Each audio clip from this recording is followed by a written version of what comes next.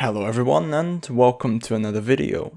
Today we take a closer look at one of the most iconic handhelds of all time and answer the question whether you should get one in 2022.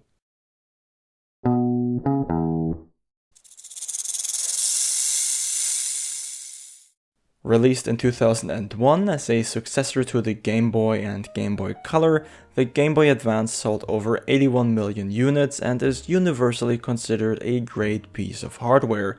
Even 20 years after its initial release, there is still a lot of replayability in the system. But not every GBA is created equally. When you wish to get one nowadays, you have multiple options. The original launch model uses two AA batteries to power the system and features a headphone jack. Like its predecessors, it does not come with a lit screen, making it unusable outside of a bright environment. The GBA SP, AGS-1 and AGS-101 reduce the size of the system by using a clamshell design. They feature both a rechargeable battery and a lit screen. The difference between the two SP models is the method with which the screen is lit. The older AGS-1 uses a front-lit screen, while the AGS-101 uses a backlit screen, the backlit version being much brighter and more colorful than the front-lit counterpart. Unlike the original GBA, the SP does not come with a headphone jack. The Game Boy Micro was the last revision of the GBA and the final system in the Game Boy family. It is significantly smaller than its siblings and features a micro USB charge port, a very crisp, although be it tiny LCD screen, and replaceable faceplates. The Micro has a significant disadvantage though. It is not backwards compatible with Game Boy and Game Boy Color games. It can only play GBA cartridges. The Micro is also a highly sought after collectible and kind of difficult to get nowadays. These are the four GBA models, but there is another option out there if you want to play GBA games. Both the DS and DS Lite are backwards compatible with the GBA library and feature rechargeable batteries, a quality backlit screen, and a headphone jack. They are usually cheaper than any of the Game Boy models and are a great option if you only want to play Game Boy Advance titles. For the full Game Boy experience, including backwards compatibility, you have the choice between the launch GBA and the SP.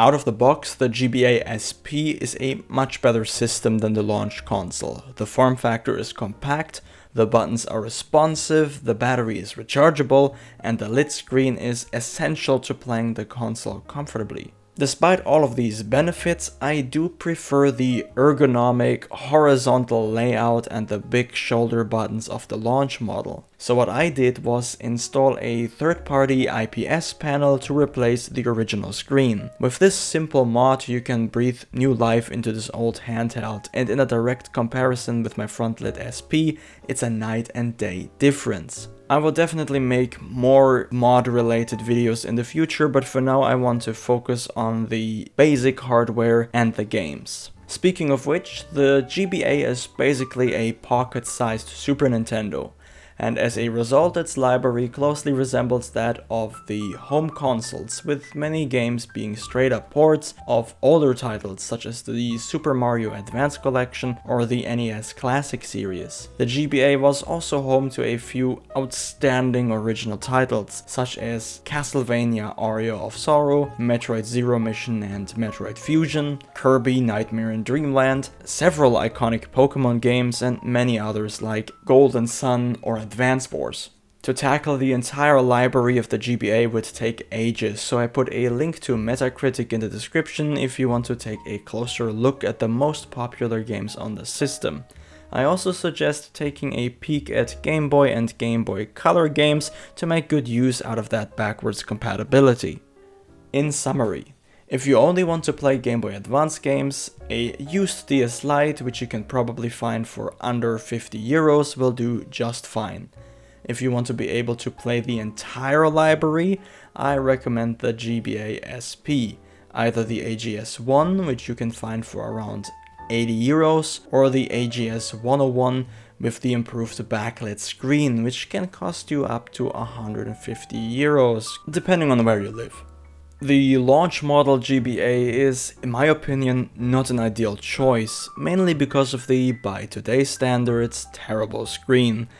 However, if you choose to mod it with an IPS panel, it can look absolutely stunning. The way I see it, the GBA and as an extension the whole Game Boy family is an important part of video game history, and with Nintendo unfortunately proving time and time again that preserving their legacy is not one of their priorities, I think it's important to shed some light on these older games and consoles to make sure they are played and enjoyed for many years to come. I hope you found this video helpful. If you have any questions or simply want to share your opinion, please leave a comment below.